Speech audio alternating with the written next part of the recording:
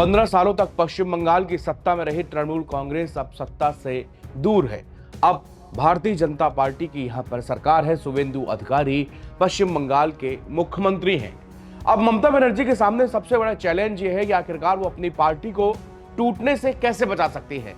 ममता बनर्जी के पास चैलेंज है कि आखिरकार बीजेपी के कोर वोटर्स और कोर कमेटी जो बनी हुई है, जो कि ब्लॉक ब्लॉक घर घर तक पश्चिम बंगाल में अपनी लहर पहुंचा चुकी है, आखिरकार उससे मुकाबला कैसे करेगी।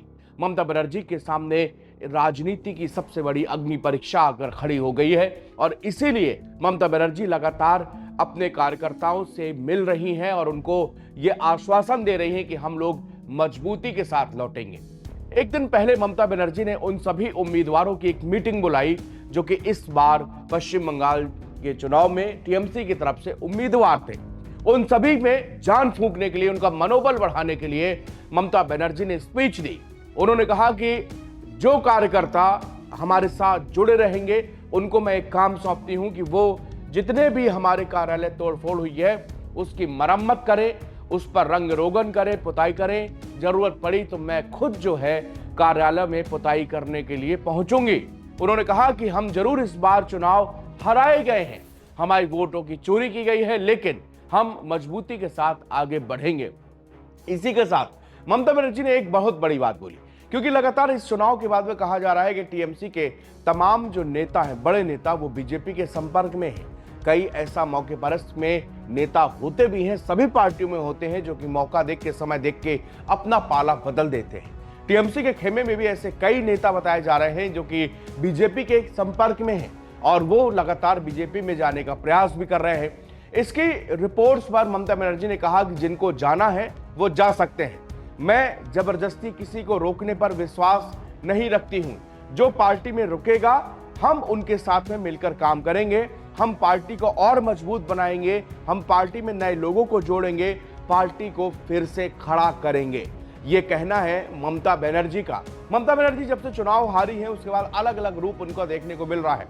हालांकि ममता बनर्जी की एक अच्छी जो यहां पर चीज दिखी है कि चुनाव हारने के बाद वो घर पर नहीं बैठी या फिर कहीं पश्चिम बंगाल छोड़कर भी नहीं गई।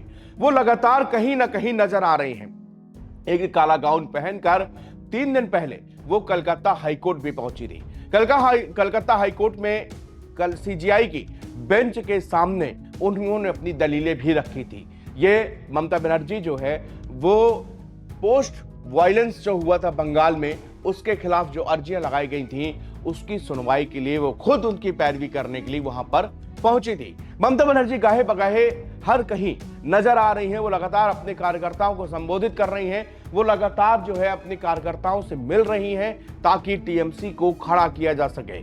टीएमसी के कार्यकर्ताओं का मनोबल टूटा है, इस बार बुरी तरह शिकस्त हुई है और बीजेपी जो है वो मजबूती के साथ इस चुनाव को लड़के सत्ता पर काबिज हो चुकी है।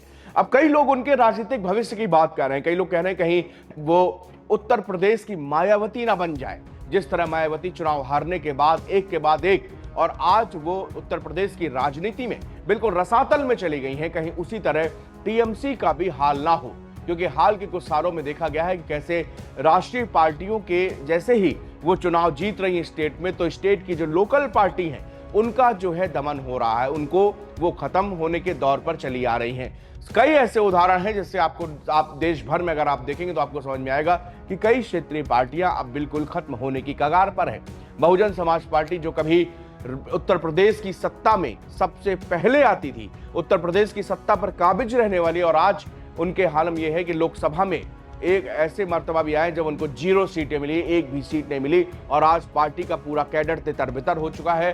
पार्टी के तमाम जो सीनियर लीडर हैं वो दूसरी पार्टियों में जा चुके हैं और ऐसा ही हाल टीएमसी के साथ भी ना हो, इसलिए टीएमसी और ममता बनर्जी लगातार अपने कार्यकर्ताओं को संबोधित कर रही हैं, लगातार अपने कार्यकर्ताओं से मिल रही हैं और इसीलिए उन्होंने एक दिन पहले उम्मीदवारों की मीटिंग में कहा है कि जिनको जाना है वो जा सकते हैं, वो आजाद है, मैं किसी को रोकूंगी नहीं। क्योंकि उनके पास भी ये रिपोर्ट्स है कि पार्टी के तमाम बड़े नेता वो बीजेपी के संपर्क में है और बीजेपी में जाना चाहते हैं। इसको लेकर उन्होंने साफ कर दिया कि मैं किसी को भी रोकने में विश्वास नहीं रखती हूं। जाने के लिए आदमी आजाद है, आदमी जा सकता है, लेकिन मैं फिर से पार्टी को खड़ा करूंगी और पार्टी को आगे बढ़ाऊंगी और इसी सिद्धांत के साथ उन्होंने अपनी बात खत्म करी।